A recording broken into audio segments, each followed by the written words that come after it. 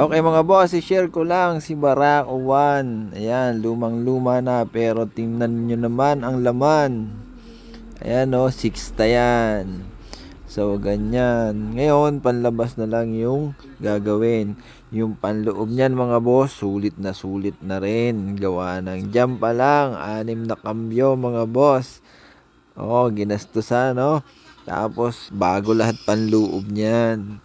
So yon, ganun tayo mag-build. Inuuna lang natin yung makina, tapos kasunod nito yun namang panglabas. Yan ang lumang tingnan pero pag tumakbo yan mga boss, sulit na sulit. Sabi nga ng mga nakakakita, tatakbo pa ba yan? So ayan na nga mga boss. Kung nakita nyo lang yung laman loob niyan, aba, malaki na ang ginastos dyan.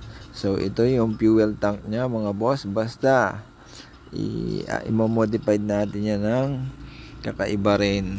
So yun, di ba? 6 na kambyo.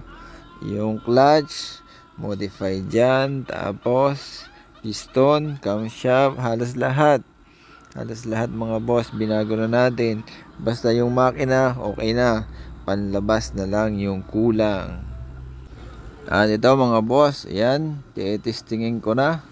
Andito tayo sa kalsada. So kakarag-karag tingnan, pero pag binirit mo mga boss, ayan, tumatalip yaw. Konting birit, mabilis agad.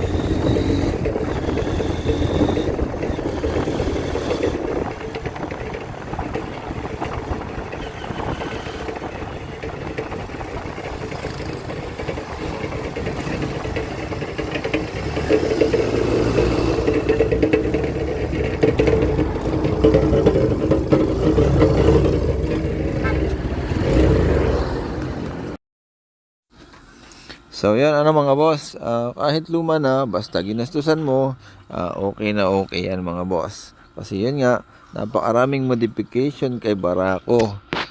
Bulsa mo lang ang tatanungin kung saan mo kayang gastusan. So yan mga boss, ito yung sample natin. Yung mga ginagawa natin luma pero bago ang performance.